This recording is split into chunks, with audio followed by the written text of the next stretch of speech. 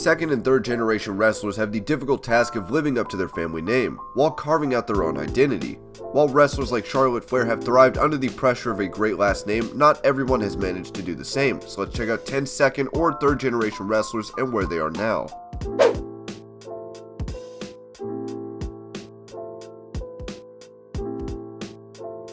Mick Foley is synonymous with hardcore wrestling in the pro wrestling industry. There is literally no Hell in a Cell video package that can play without the moment of The Undertaker throwing Foley off the top of the cell and through a table. Foley literally gave his body up for the entertainment of audiences around the world. In addition to his hardcore exploits, Foley somehow had the ability to get multiple extremely varied gimmicks over. Cactus Jack, Dude Love, and Mankind are all beloved wrestling personas that are remembered as some of the finest the company has ever seen, and Mick Foley is the man behind all of them. He is a true legend of the business, so it should come as no surprise to learn that at least one of his children would be interested in getting into the squared circle. The most famous of his children is without a doubt Noelle Foley. Noelle is an immensely attractive woman and garnered relatively mainstream exposure as part of the reality series based on her family, Holy Foley. Noelle is an Instagram personality and has a ton of followers on both YouTube and Twitter. But that's about it. There were reports that she was training to become an in-ring talent, but nothing ever really panned out, and it's pretty much impossible to know if she's even pursuing that as an option anymore, but with social media stronger than ever, she will do just fine.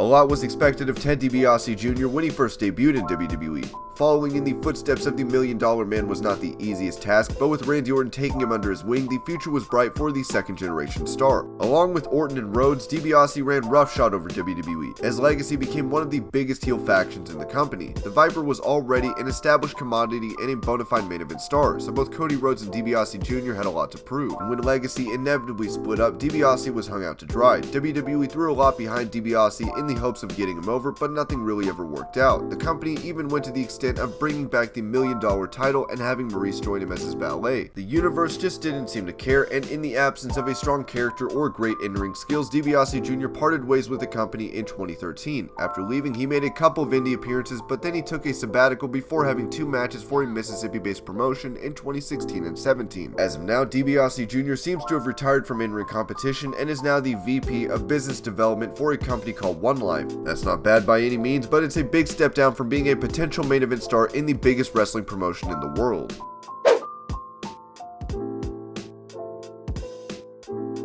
There was a time when Teddy Hart was considered the heir to the legendary Hart dynasty. The icon and Teddy's uncle Bret the Hitman Hart called him the greatest wrestler to never make it. On top of it all, he was the youngest wrestler to ever sign a WWE contract at the tender age of 18. But then everything went so terribly wrong. Not only was Teddy the youngest wrestler to sign a WWE contract, he was the youngest wrestler to be fired from one too. In the process of the next few years, Hart consistently let his arrogance, poor work ethic, and massive ego get the better of him as he blackballed himself in pretty much every promotion in the US and Canada. He ended up finding his way to Mexico, where he was wrestling for a few promotions in his time there. As of now, Hart is a part of the AAA roster, where he has been performing since last year. AAA is not a small promotion, but it pales in comparison to the size of WWE. Unfortunately, Hart couldn't get over his poor work ethic, affinity for getting high, and rubbing people the wrong way soon enough, or he might still have salvaged something with the WWE.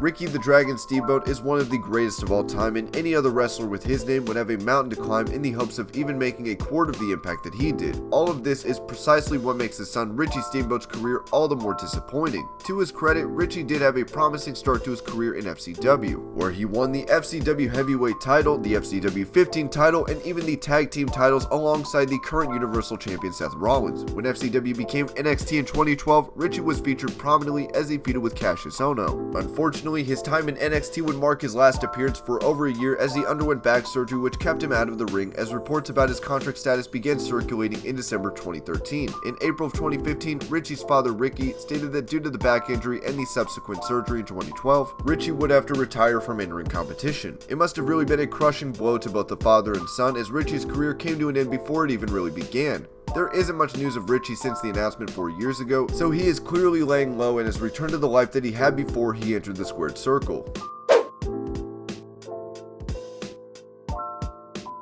Most probably don't even know who Shaul Guerrero is, but some might recognize her as a wrestler named Raquel Davis, who was first in NXT for a couple of years when it was first starting out. There have been a lot of wrestlers that have carried the Guerrero name in WWE, and while that is one of the most respected wrestling families in the world, Shaul had the added pressure of being the daughter of the legendary Eddie. She first signed a developmental deal with WWE in 2010 and joined FCW, where she actually won the Divas title on one occasion. Once FCW became NXT, Shaul rebranded herself as the Ultra Diva and even defeated Paige in a one-on-one match. She began drawing large L's on the forehead of other divas after defeating them as a part of her gimmick, but just as she was beginning to pick up momentum, she took a leave of absence that lasted a year so she could attend school. But Shaul never returned to WWE and was released from her contract in 2014 when she failed to show up on TV when she was supposed to. She later stated that she didn't return to WWE because she was dealing with an eating disorder, so it is understandable that she took time off for her health. Shaul pretty much disappeared for a year before resurfacing in 2018 to work as a ring announcer for Women of Wrestling.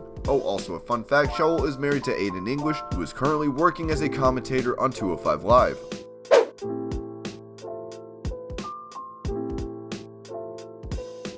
If Camacho had turned into the toughest guy in all of WWE, no one would have thought anything of it, as he is the son of the most badass wrestler in the world, Haku. Camacho was given multiple chances by WWE, but he failed to capitalize on each of them. After a 2-year stint in FCW, Camacho debuted on the main roster and teamed with Hunico, which essentially left him dead on arrival. It wasn't long before WWE decided that Camacho didn't have what it took to be on the main roster, and the company sent him back to NXT. Unfortunately, that didn't pan out for him, and he was released from the company later. Camacho has actually done better than everyone else on this list, as he went on to do pretty well for himself in New Japan, where he is a 5-time IWGP Tag Team Champion. Now known as Tonga Loa, he has become a part of the coolest wrestling faction in the world, the Bullet Club. While he has done some great work in New Japan, it would have been pretty cool to see what he could have achieved in WWE, even if the product is an absolute mess right now.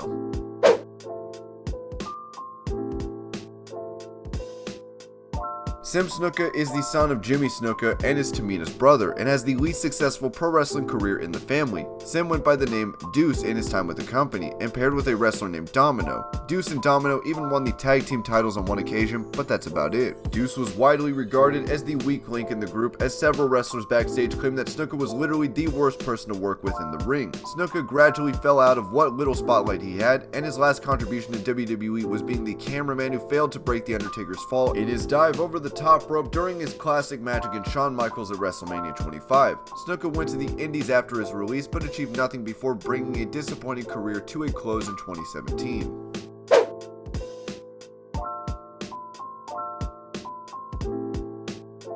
Today, the name Orton is synonymous with the Viper, Randy Orton. The Orton family name is one of the most respected families in pro wrestling, with Bob Orton Jr., and Randy Orton all having illustrious careers in the business. That leaves Randy's uncle Barry to be the black sheep of the family. Barry was a jobber for pretty much the entirety of his career and wasn't even that good in the ring. He had the distinction of being one of the most generic and boring wrestlers ever. If we're being honest, the only reason people even remember him is because of his last name. Barry was involved in falsified sexual harassment claims when he was still wrestling, which resulted in him essentially being pushed out of the business, forcing him into retirement. He has made a couple of appearances in movies here and there, but that hasn't made him any less of a disappointment.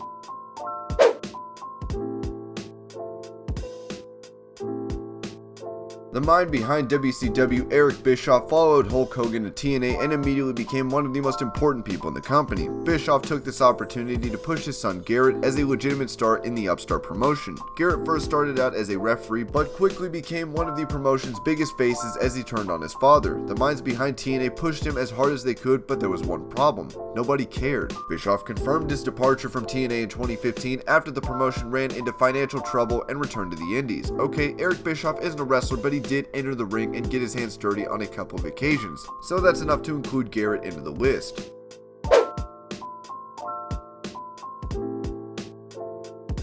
Imagine being the son of industry legend Bruno Sammartino. Now imagine following in his footsteps and becoming a pro wrestler. Lastly, imagine being terrible between the ropes, and that's what it was like to be David Sammartino. David joined WWE back in 1984 with his father as his manager. He spent most of his career wrestling meaningless matches that only became important if his father stepped out of retirement to help him between the ropes. He even wrestled in the 4th match of the inaugural WrestleMania, but didn't do much else of note, as he was released from his contract for allegedly punching a fan who spat at him. David had a run in the Indies as well, but none of it really mattered. Today he is semi-retired and has been working as a professional trainer for over 2 decades.